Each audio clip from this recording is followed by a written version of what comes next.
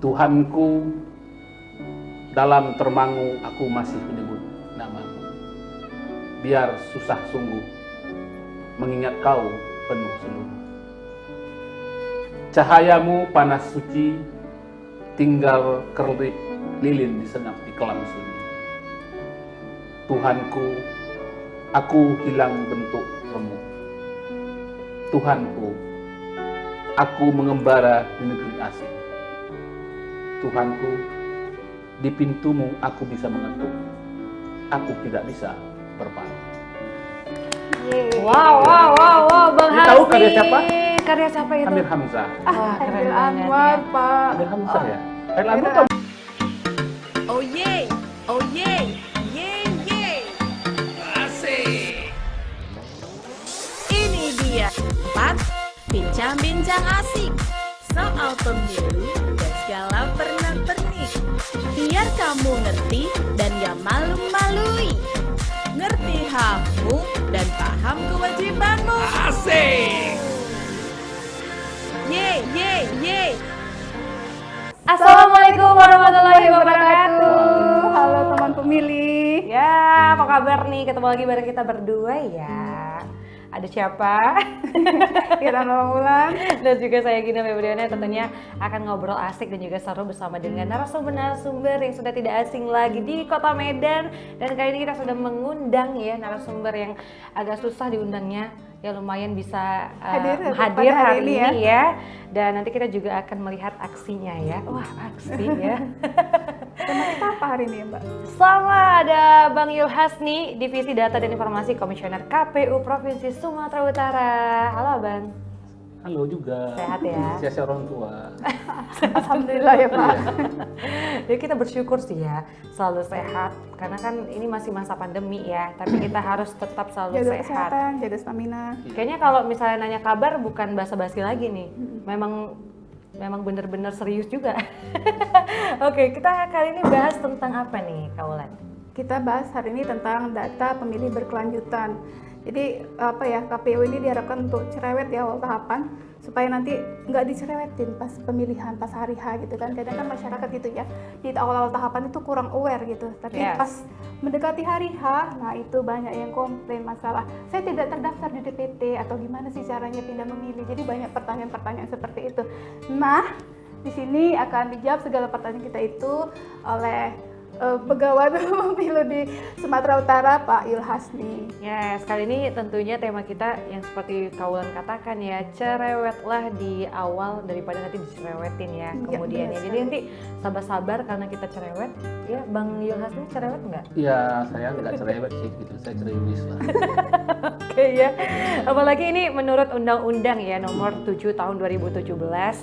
Tentunya penyelenggara harus mengupdate secara berkala rekapitulasi data pemilihan berkelanjutan, juga cerewet ke parpol dan juga pemilih untuk terus-menerus mensosialisasikan tahapan pendataan pemilih berkelanjutan. Ini sangat penting sekali ya. Ini banyak pertanyaan yang sudah kita siapkan ya. Siap Bang? Siap. Oke. Iya. 1, 2, 3 silakan.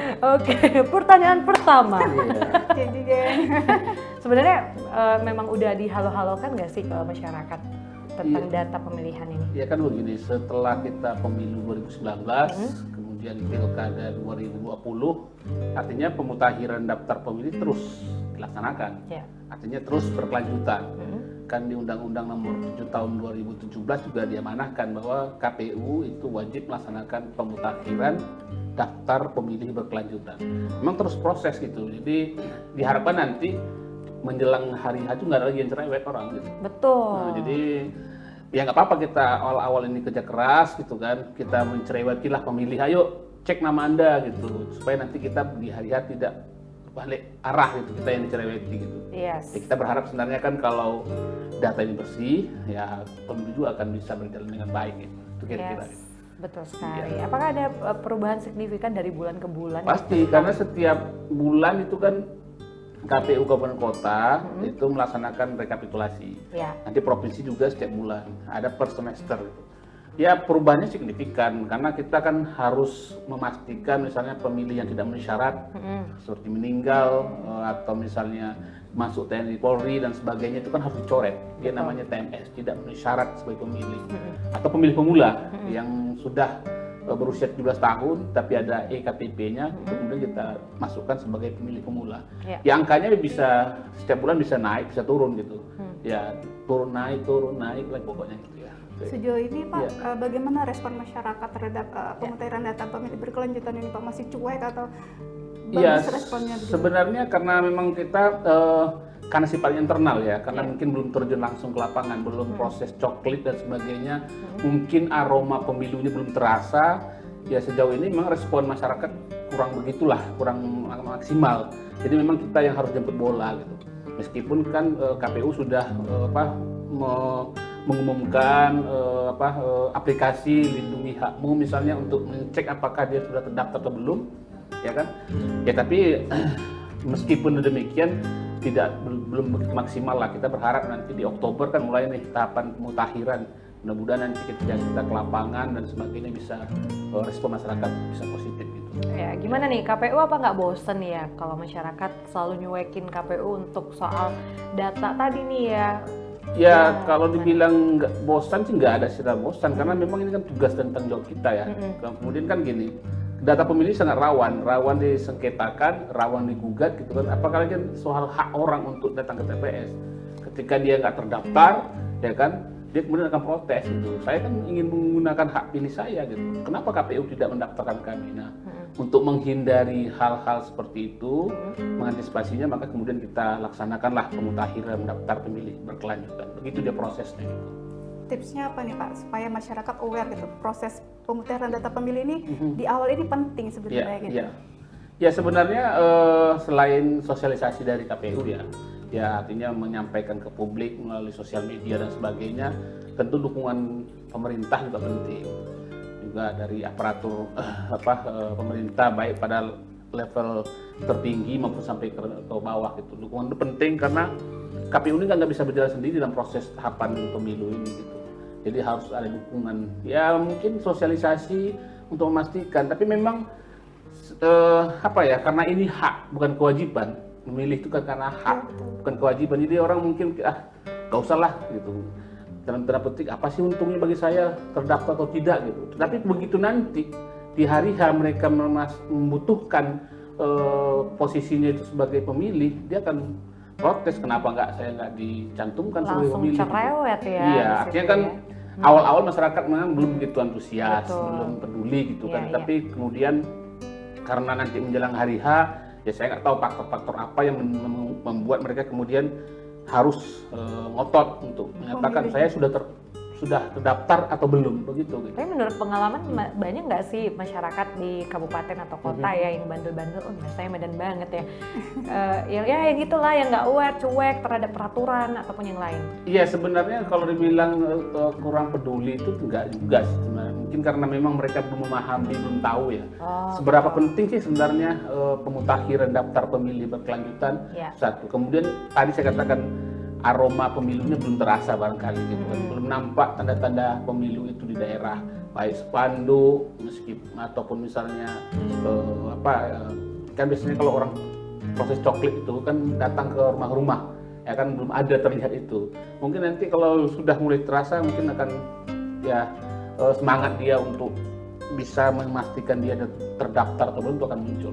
Tapi kami optimis lah, karena masih tahapannya kan masih lama gitu. Ya, Mbak Gina, ini tadi Bapak sudah sebutkan ya, bahwasannya berdasarkan Undang-Undang Nomor 7 Tahun 2017 ini pasal 14, 17 dan 20 ini Pak ya. KPU RI, KPU Provinsi dan KPU Kabupaten Kota ini berkewajiban untuk melaksanakan DPT berkelanjutan gitu tahapan itu.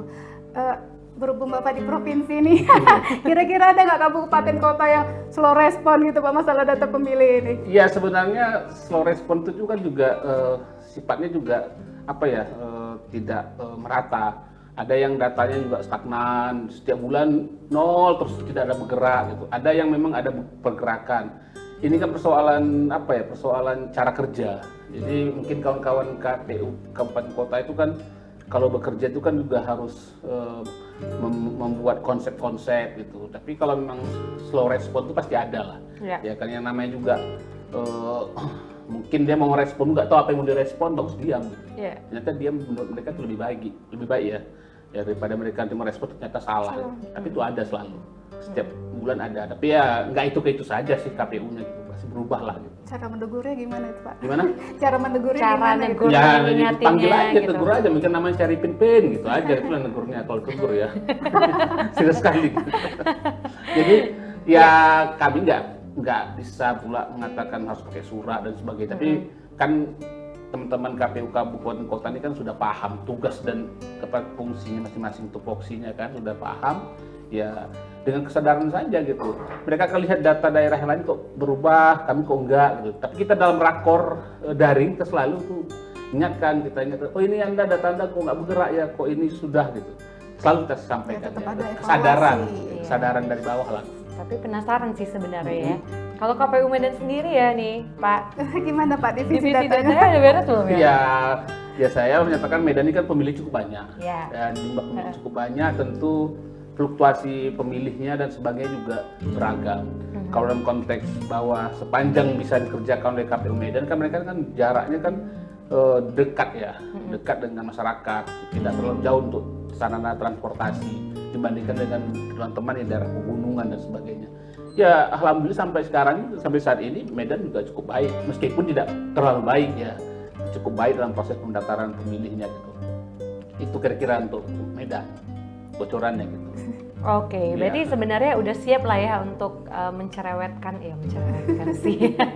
Tapi sebenarnya kita harus siap ya, seluruh KPU untuk cerewet terlebih dahulu supaya nanti nggak dicerewetin sama masyarakat ya. Jadi teman pemilih jangan lupa ya install di Play Store itu aplikasi Lindungi Hakmu. Jadi di situ kita bisa melakukan pendaftaran pemilih baru atau mengecek apakah kita terdaftar di DPT atau juga melihat status kita itu TMS ya Pak ya bahasanya sekarang ya Pak ya, seperti itu. Oke, ngomong-ngomong Pak Yulhas ini kita udah ngomong panjang lebar ya. Kalau misalnya ke sosial media ya, eksis juga ternyata ya. Nggak begitu eksis lah. Saya ya mengikuti perkembangan zaman saja seperti tidak tergilas. Gitu. Channel YouTube ada, ternyata Instagram ada. Saya aja nggak punya channel YouTube. TikTok juga saya ada. TikTok juga ada ya. Saya lihat kemarin di channel YouTube-nya pernah baca puisi ya. Ada bocoran ya. Karena sastra dan politik ini kayaknya ada dua hal yang tidak bisa dipisahkan dari Pak Yulhas nih, termasuk juga dengan olahraga kayaknya ya Pak ya. Hobinya apa nih? Kalau olahraga seringnya apa? Saya sih naik sepeda sih. Bersepeda? Foto atau digoes tuh Pak? Karena kan orang foto aja Pak, nggak ya digoes tergantung gitu kan situasi. Kalau untuk di foto perlu udah diangkat sepedanya kan gitu. Tapi kalau untuk digoes ya digoes. Jadi memang benar-benar goes ya, bukan cuma foto-foto Insya aja Allah ya? lah, saya kan juga dengan jarak 20 kilo masih sanggup lah. Wah luar biasa itu. Kalau gitu kita mau tantang dulu nih. Ya. Goes. Goes di sini. Nggak bisa sih kayaknya ya. Baca puisi deh, boleh nggak? Ya, ini puisinya doa ya. Ya, karena harapan kita juga banyak ya dengan pilkada ini. Ini sudah saya suruh baca puisi nih. Iya. Saya sebenarnya bukan pembaca puisi. Tapi tepuk tangan dulu dong untuk kita sambut Pak Yulhas. Doa kepada pemilik Teguh. Tuhanku, dalam termangu aku masih menyebut namamu. Biar susah sungguh mengingat kau penuh seluruh. Cahayamu panas suci, tinggal kerlip lilin disenyap di kelam sunyi. Tuhanku, aku hilang bentuk remuk. Tuhanku, aku mengembara di negeri asing. Tuhanku, di pintumu aku bisa mengetuk. Aku tidak bisa berpaling. Wow, Bang Hasni. Tahu karya siapa? Karya siapa itu? Amir Hamzah. Wah, keren Hairil banget Anwar ya. Pak. Amir Hamzah ya? Hairil Anwar atau Amir Hamzah? Hairil Anwar. Oh, Hairil Anwar. Iya. Oke, luar biasa. Saya diingatkan, saya udah lupa ingat. Bang Hasni. Bapak ini juga menulis buku. Serius? Yang saya tahu ada 3. Satu Bapak tulis sendiri, Yeah. judulnya itu menulis pemilu. Jadi menurut review yang saya baca ini ya, katanya kalau mau belajar pemilu tapi nggak mau jelimet gitu, dengan gaya bahasa yang populer, bukit bahasanya Pak ya, sederhana, ya. baca aja buku Bapak gitu. Tapi ngomong-ngomong saya belum dapat. Yang bertanda tangan dong Mbak. Silakan cari Aduh. di toko buku ya terdekat itu. Oke. Ada Terus juga yang kedua. DPT di balik layar ya Pak. Ini dengan pegiat pemilu nasional ya Pak ya. Itu buku itu ditulis tahun untuk pemilu 2019 kemarin. Jadi dinamika tentang pemutahiran daftar pemilih itu ditulis oleh 4 teman-teman KPU Provinsi Indonesia, karena itu kan buku diterbitkan oleh KPU RI. Ya. Jadi ada 4 orang kami menulis ya, yang ditugaskan oleh KPU RI dalam menulis buku DPT di balik layar. Ya, Ya. itu juga ada mendaulatkan suara pemilih. Iya, itu juga kumpulan teman-teman ya, tentang pemilu gitu. Ada lagi Pak? Ada Kalau lagi. Cukup produktif ya. Kita tunggu buku keempat nih kayaknya.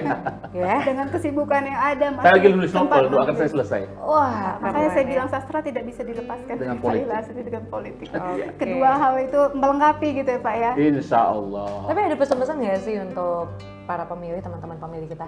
Ya, saya pikir orang kan selalu bertanya ya, apa sih untungnya bagi saya pemilu ini? Kan begitu. Iya, Pertanyaan betul. penting selalu menggelayut dalam pikiran-pikiran, terutama anak muda gitu. Tetapi ketika Anda nanti menyesali tidak terlibat dalam proses ini, jangan memprotes. Jangan Kan sampai begitu. menyesal. Ya, artinya kalau kita sempat menggunakan hak pilih kita, kemudian yang kita pilih itu tidak sesuai dengan harapan kita, ya nggak apa-apa kita protes gitu, itu hak kita. Tapi kita sudah tidak menggunakan hak pilih, kemudian nggak berpartisipasi sama sekali, malah protes, itu hal yang aneh. Jadi saya pikir 2024 ini kan cukup tinggi dinamika dan sebagainya, ya pemilih-pemilih terutama anak muda ya berpartisipasi lah gitu. Karena di tangan anak muda ini lagi kan, kalau kita ini kan sudah Masih muda juga maksud Bang. saya gitu ya. Bang Yulhasni masih muda. Iya, loh. alhamdulillah. Alhamdulillah. Oke, kalau gitu tentunya terima kasih untuk Bang Siap, Hasni ya siap. sudah hadir sama kita di sini, dan tentunya kita harus aware dan juga sadar persiapan ya pendataan untuk pemilih berkelanjutan ya. Aktif. Aktif terus. Kalau ada kesulitan mungkin bisa datang juga ke KPU Kota Medan. Betul. Tapi lebih gampang sebenarnya karena sudah ada di aplikasi. Lihat Yes. aja di situ, klik. Anda bisa tahu Anda sudah terdaftar atau belum. Betul sekali. Kalau gitu jangan lupa sekali lagi subscribe, like dan juga komen channel YouTube kita ya, supaya Ya. tahu informasi-informasi berikutnya dan ketemu nih sama narasumber-narasumber kece berikutnya Dengan ya. tema yang menarik tentunya Betul. di podcast KPUM, Yes. podcast KPU Kota Medan di Ya. channel YouTube KPU Kota Medan, Humas KPU Kota Medan. Oke, ini udah berakhir nih. Kayaknya pengen lagi nih dengerin puisinya yang Udah kedua. ya? Udah ya? Oke, kalau begitu Thank you, terima thank you. kasih untuk teman pemilih. Oke. Saya Gina Febriana. Saya Rana Manggulan. Sampai jumpa. Sampai jumpa. Assalamualaikum.